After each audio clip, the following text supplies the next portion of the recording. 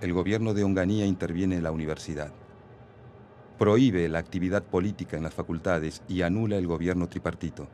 Mediante el decreto ley 16.912, convierte a rectores y decanos en interventores delegados del secretario de Educación. Tienen 48 horas de plazo para decidir si aceptan o renuncian. Lo convoqué al consejo directivo inmediatamente, dije, esta es la situación, yo no me quedo. El profesor Doji dijo, yo tampoco. Dimos la vuelta a todos los profesores, ninguno aceptó quedarse como delegados del gobierno. El hijo de un general fue alumno de física de la facultad. Y según el padre, lo pervertimos y lo hicimos comunista en la facultad. Este muchacho oyó a su padre decir por teléfono, a los de la Facultad de Ciencias los sacan a palos y a tiros.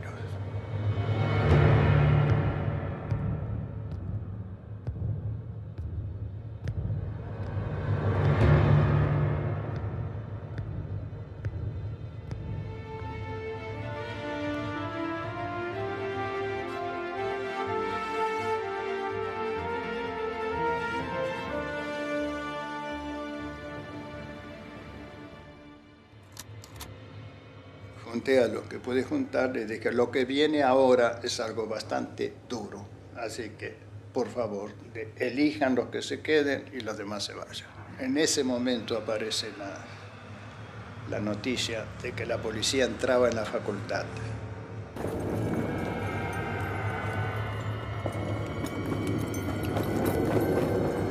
Empezaron a tirar gases, nos llenaron de gases y cuando ya no podíamos respirar, salimos, estaba la policía desplegada ahí con un oficial. Y yo fui directamente al oficial.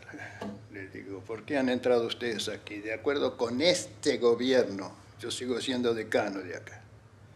Y había un tipo bastante más corpulento que yo al lado de él, con uniforme, hijo de puta. Y pegó un palazo en la cabeza, me tiró al suelo. Me levanté otra vez y volví a repetir lo mismo, la misma expresión, el mismo palazo, contra la pared. Y ahí vinieron comunistas, judíos, hijos de puta. Después hicieron una doble fila y nos hicieron pasar por la doble fila. Y a medida que pasábamos de los dos lados, los golpes de bastón.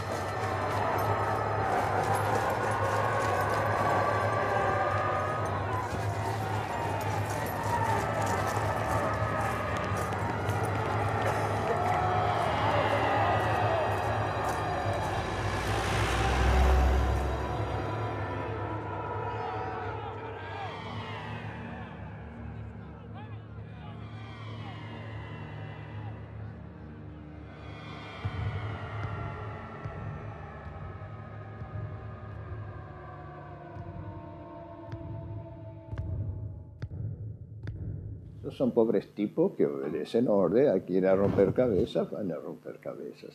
Bueno, la orden fue muy violenta en el sentido que con palos nos pegaban, pero pegaban muy bien, como para que no hubiera muertos, digamos. Había heridos, algunos profesores y otros, había algunas mujeres, eso fue lo que más me chocó. Y yo ya estaba tan caliente que salí y me puse a insultarlo, ¿no? A grito pelado, porque veía cómo le estaban pegando a los muchachos, era realmente vergonzoso. Llegué acá a esta casa llorando, que hacía desde chico creo que no lloraba, ¿no? Pero llegué llorando. Mi madre estaba enojada conmigo porque era el día de su cumpleaños y no la había llamado en todo el día. Y entonces le conté lo que había pasado. Y ahí yo creo que ella también lloró.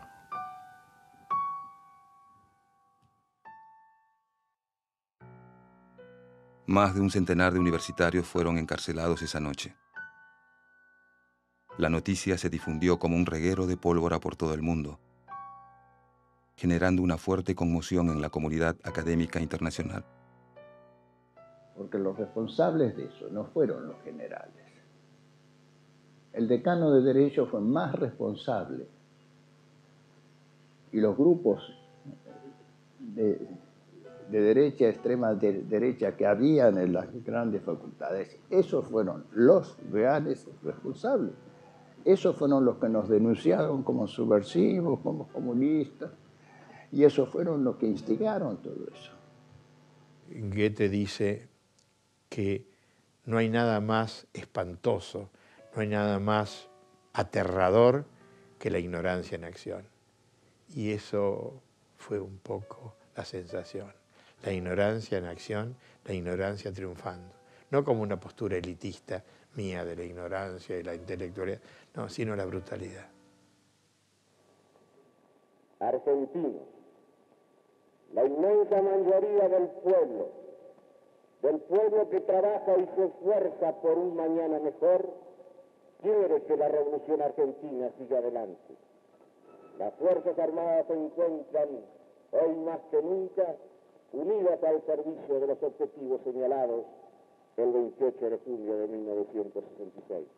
Es un personaje de esos que por suerte van desapareciendo, aunque no entiende lo que es la realidad, el mundo, que es sectarista. No tenía la menor idea de lo que era la universidad, no tenía la menor idea de lo que era la ciencia, entonces no podía comprender absolutamente este asunto no digamos de un gobierno tripartito, pero tampoco de que la opinión de gente tan joven pudiera tener tanto peso cuando jerárquicamente estaban muy acostumbrados a que el general siempre tenía razón respecto al coronel, el coronel respecto al mayor, etc. Una cosa de estructura mental. Así que cuando terminó de entender, lo echaron a él. Sus ideólogos lo convencieron de que había que intervenir la universidad. La universidad era digamos, el nudo que tenía que cortar Onganía para tener un poder en las ideologías. En definitiva, se echaron, qué barbaridad, fue una echada más. Había venido el peronismo, había echado a todo el antiperonismo. Volvió el antiperonismo, echaron a todos los peronistas. Vino la revolución de Onganía, bueno, se echaron unos cuantos. Cuando nos echaron, hicieron lo que suelen hacer, poner panfletos subversivos en el escritorio de uno. Pero no sé si se acuerdan, ahí en la calle Perú estaba la puerta de entrada de la Facultad de Ciencias y al lado la de Arquitectura, y estaba el decano de Arquitectura. Se equivocaron de puerta y pusieron todos los panfletos en el escritorio del decano de Arquitectura y le llenaron de panfletos subversivos. Como consecuencia de la brutal intervención, renunciaron aproximadamente 1.300 autoridades y docentes de la Universidad de Buenos Aires. Los índices más altos se dieron en 3 facultades. En arquitectura, las dimisiones representaron el 48%. En filosofía y letras fueron del 51%. Mientras que en ciencias exactas, el porcentaje de renuncias ascendió a casi el 80% del total del cuerpo docente. ¿Cómo evalúan hoy su decisión los protagonistas de aquellas renuncias? Yo diría que fue un pecado de soberbia. Es decir, nosotros de alguna forma dijimos, bueno, vamos a armar tal revuelo acá que el gobierno va a tener que dar marcha atrás en la intervención. Lo cual era un razonamiento completamente infantil. Porque quizás hubiera sido más sensato quedarse. Porque era dejarles abierta la puerta. Mi razón, no sé cuántos la comparten. Yo no acepto el sometimiento a la fuerza. E ir otra vez y dar mi cátedra y calladito y no hablar. Eso es un sometimiento. Yo creo que esos episodios históricos hay que ser muy contundentes. Hay que hacer la denuncia pública, a cualquier costo, hacer la denuncia pública. Y yo volvería a hacer exactamente lo que hice, si se repite las cosas. Finalmente es designado como interventor el doctor Luis Botet, quien al asumir anuncia que el principio de autoridad establecido en todos los órdenes del país regirá también para la educación. Se propone controlar la universidad mediante la aprobación de sus estatutos, designación de autoridades y prohibición de toda expresión política. En caso de que se produzcan desórdenes en las casas de estudio, las fuerzas policiales quedan autorizadas para intervenir.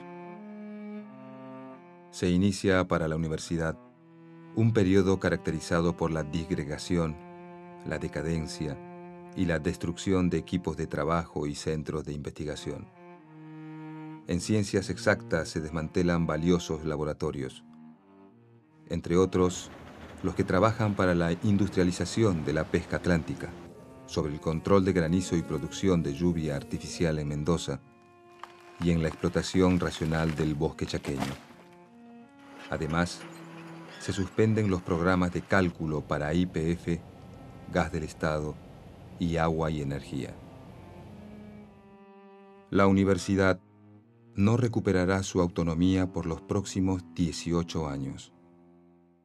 Así que hubo como dos estrategias, ¿no? La estrategia de que el que quería seguir afuera y seguir con las cosas, y el que decía, no, hay que quedarse porque esto es más una cosa política general, es mucho más importante que la realización personal.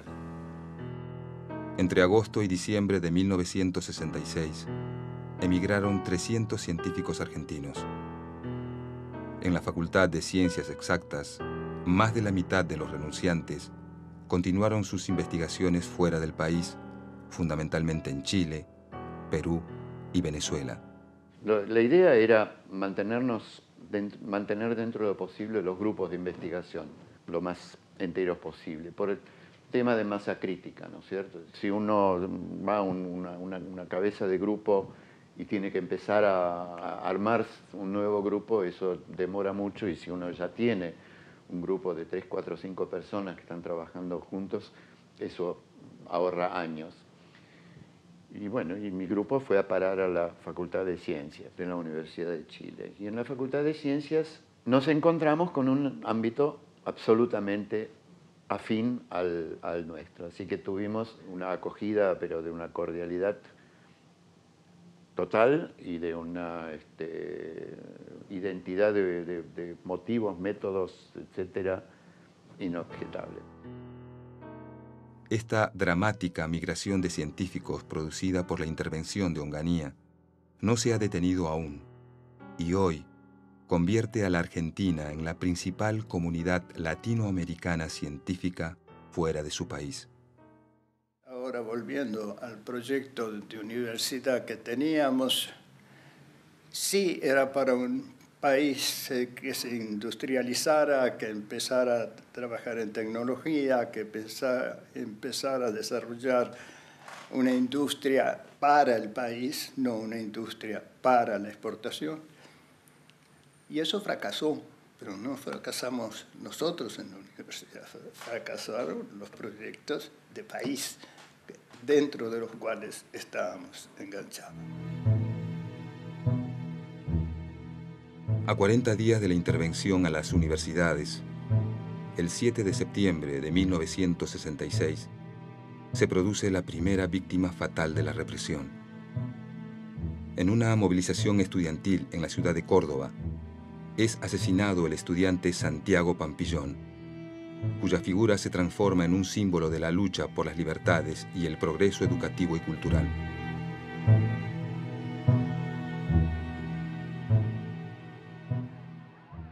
Los estudiantes, padeciendo en carne propia la violencia de la represión, se acercan entonces a los obreros. El 29 de mayo de 1969, la ciudad de Córdoba estalla con furia en el movimiento popular más significativo de esa década, el Cordobazo.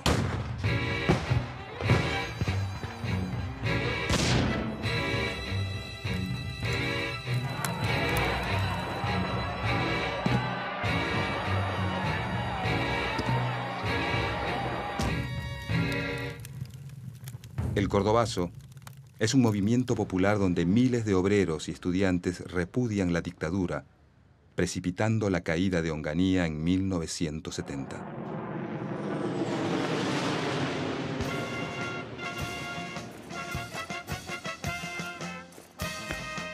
Sin embargo, las Fuerzas Armadas se mantienen en el poder.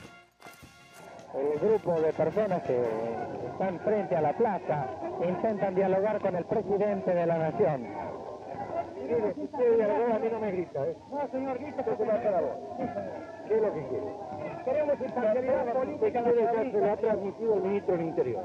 Si quiere dialogar, dé oportunidad para que el otro hable también. No deje de imponer de frente su opinión.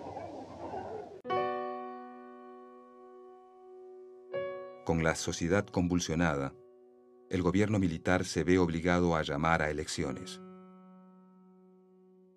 Proscripto Perón, se presenta como candidato su delegado personal, Héctor Cámpora. Desde la terraza de la Casa de Gobierno, 25 de mayo de 1973, minutos antes que el presidente de la Nación, doctor Héctor José Cámpora, salga a saludar al pueblo en los balcones de la Casa de Gobierno.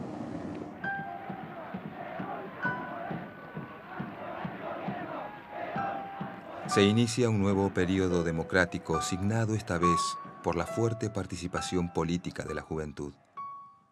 La universidad no se mantiene ajena e impulsa un profundo debate político y social. Amplía la participación estudiantil y desarrolla experiencias de educación popular y de articulación con las problemáticas sociales. El general Perón regresa a la Argentina. Sin lograr pacificar el país, muere a los 10 meses de asumir su tercer mandato. Lo sucede formalmente su mujer y vicepresidente, aunque el poder lo ejerce José López Rega, ministro de Bienestar Social y fundador de la AAA, una organización que asesina a cientos de activistas. A partir del año 1974, la política educativa del país toma otro rumbo. Comienzan las persecuciones, las listas negras y las cesantías, anticipando de esta manera los años de terror que se avecinan. Comunicado número 1 de la Junta Militar. Se comunica a la población que a partir de la fecha el país se encuentra bajo el control operacional de la Junta Militar. En el año 1976, el denominado Proceso de Reorganización Nacional abre uno de los períodos más siniestros de la historia argentina. Guiados por la doctrina de la seguridad nacional y siguiendo los dictámenes de Washington, la Junta Militar de Videla, Macera y Agosti inicia una devastadora reestructuración neoliberal de la economía. Se abre, señores, un nuevo capítulo en la historia económica argentina. Hemos dado vuelta una hoja del intervencionismo estatizante y agobiante de la actividad económica para dar paso a la liberación de las fuerzas productivas. Invocando valores occidentales y cristianos, instauran una política represiva con el fin de aniquilar el movimiento popular y cualquier manifestación de resistencia a este plan. El terrorismo de Estado impuesto durante estos 7 años practica la censura, provoca miles de exiliados, instala centros clandestinos de detención, implementa las más salvajes torturas y tiene su expresión más brutal en el robo de niños y la desaparición de 30.000 personas. Funcional a este plan, desde el Ministerio de Educación, se proponen erradicar una vez más, la infiltración subversiva de las instituciones educativas. Se nombra, como interventor de la Universidad de Buenos Aires, a un capitán de navío, borrando definitivamente toda huella de participación, pensamiento crítico y desarrollo de propuestas alternativas. La universidad es atacada con un salvajismo ni siquiera imaginado aquella noche de los bastones largos. Ese 29 de julio de 1966 adquiere hoy, a la luz de la historia, el valor de un símbolo. El símbolo es punto de partida de la destrucción de una universidad por las características que estaba asumiendo esa universidad.